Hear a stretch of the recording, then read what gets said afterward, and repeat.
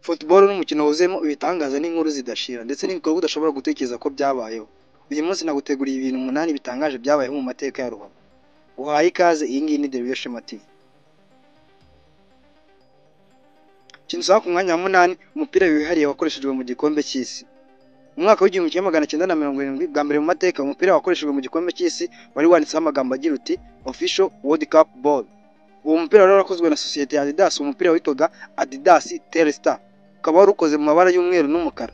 Uyu mupira wabaye ikimenyetso cy'amateka muri ruhago.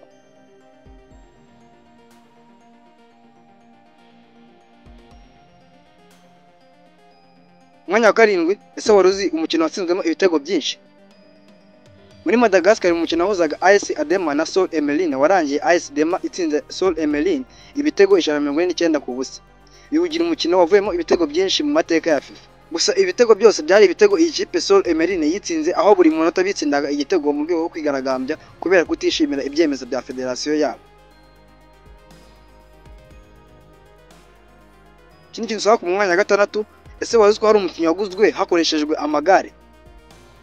Mu Bwongereza mu mwaka w'1949 ikipe ya Doncaster Rovers yaguranye umukinnyi wabo amagare 3 y'abana. Niyo mukinnyi wa mbere wagurishijwe hatabayeho amafaranga, aho bakoreshejwe ibikoresho. Umukinnyi muto wagaragaye mu mikino y'abakuru. Eric Godbout Marshall, umwana w'imyaka 11 muri Liberia, yatsinze igitego mu mikino y'abakuru yemewe na FIFA. Numwe mu bakinnyi bato cyane babayeho mu mateka ya ruhago.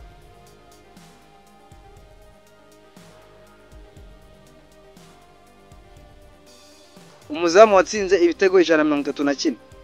Rogério Ceni, umuzamu wa Brazil, yakoze amateka yihariye dore ko yatsinze ibitego bigera mu 131 byose. Yari muhanga cyane mu gutera penalty n'amakufira.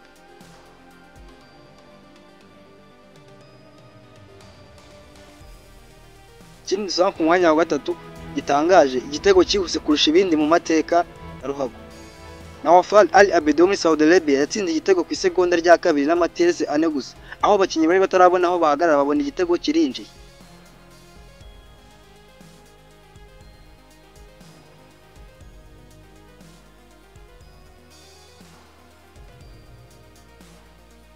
Umukinnyi ukuze kuruta abandi mu mateka ya ruhago. Umukinnyi w'Umuyapani witwa Kazuyoshi Miura yakomeje gukina ruhago kugeza arengeje imyaka 50, akaba ari mu bakinnyi bakuze cyane bakinnye ruhago ku rwego ruri professionnel. Ikintu gitangaje dusanga ku mwanya wa mbere, umukino wa mbere w'igikombe cy'isi wakinywe n'imipira 2 itandukanye. Umukino wa nyuma w'igikombe cy'isi cyo mu 1930 ikipe ya Argentine na Uruguay bizemenyaga ku mupira wari gukinwa, bafata icyemezo cy'uko cyo cyambere barakoresha umupira wa Argentine, icyo cyakabiri bakoresha umupira wa Uruguay. Ruhago ni umukino utangaje wuzuyemo inkuru nyinshi zidashira. Ese ni iki wowe cyagutangaje kurusha ibindi muri ibi byose? Kwandikira hasi muri comment uko byumva. Wibagiwe gukora subscribe. Iyi ngiyi ni The Real Shema TV.